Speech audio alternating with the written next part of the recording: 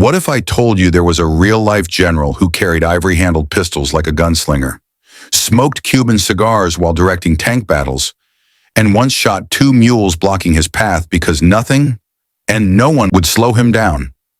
A man who terrified the Nazis, infuriated his allies, and lived every day like he was starring in his own war movie. This isn't fiction. This is the unbelievable true story of General George S. Patton, the man who fought like a storm, cursed like a sailor, and believed he'd been a warrior for thousands of years. Today, we dive into the life of America's most controversial military genius, the legend, the lunatic, and the leader who helped crush Hitler's war machine. George Smith Patton Jr. was born in California on November 11, 1885, into a wealthy family with a long military tradition. His ancestors had fought in almost every American war since the Revolution, and from childhood, George was obsessed with warriors, reading about Hannibal, Julius Caesar, and Napoleon. But young Patton had a problem. He struggled to read until he was nearly 12 years old, likely due to dyslexia. Rather than hold him back, it made him even more determined to prove himself. He treated learning as a battle to be won. What truly set him apart, though, was his belief, no joke, that he had lived past lives as a soldier. He claimed he'd marched with Caesar, fought at Gettysburg, and died countless times in battle. He believed his destiny was to be a warrior, reborn again and again to fight for glory. Patton graduated from West Point in 1909, polished, proud, and hungry for action. His first taste of combat came not in Europe, but in Mexico in 1916, when he joined General Pershing's campaign to capture the revolutionary Pancho Villa. During a skirmish at a Mexican ranch, Patton led a small force into a gunfight, personally killing several of Villa's men, one of them a high-ranking lieutenant. It was here that his legend began to take shape. After that day, Patton decided he'd never be underarmed again. He started carrying 2 revolvers, each with ivory-handled grips engraved with his initials. When reporters called them pearl-handled, he exploded, "They're ivory!" Only a pimp from a cheap New Orleans whorehouse would carry pearl-handled pistols. That single line captured everything about Patton: pride, style, and absolute conviction. When World War I broke out, Patton saw the future of warfare before almost anyone else: tanks. While other officers saw them as slow, clunky machines, Patton saw the modern equivalent of cavalry: fast, deadly, and unstoppable.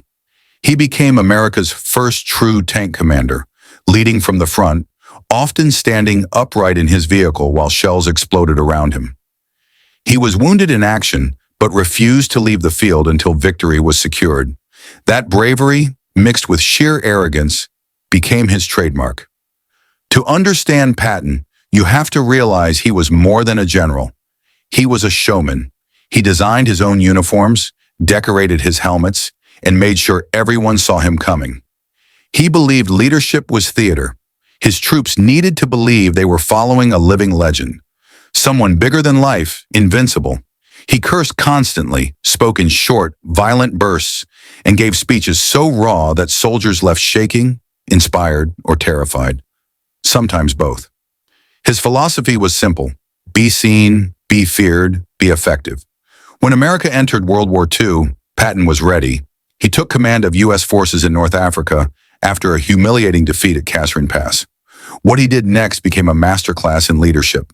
He restored discipline, demanded clean uniforms, polished boots, and perfect salutes.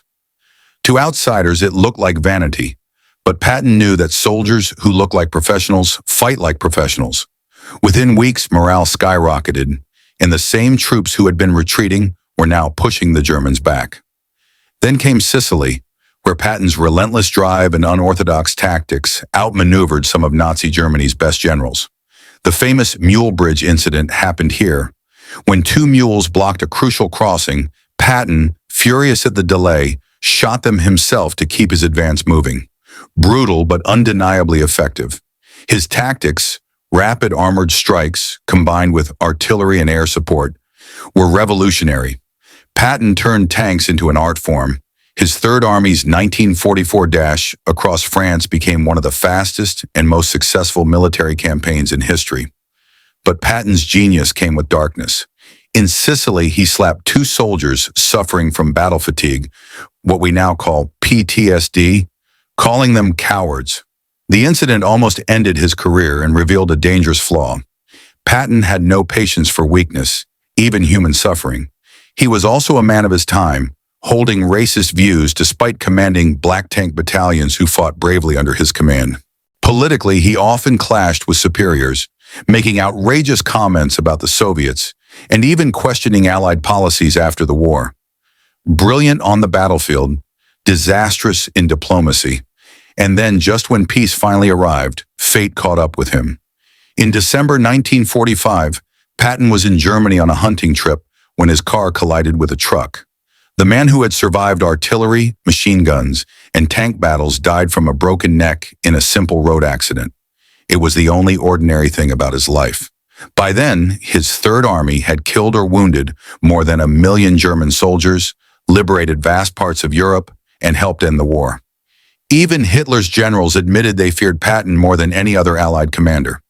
So much so that during the D-Day deception plan, the Allies used Patton himself as bait, pretending he was leading a phantom army to invade Calais. German intelligence bought it completely.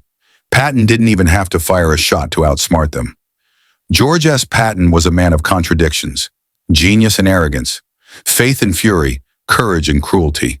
He fought like a man possessed, maybe by his past lives, maybe just by destiny. His own words might sum it up best. Accept the challenges so that you can feel the exhilaration of victory. For Patton, life itself was a battlefield, and he never stopped fighting.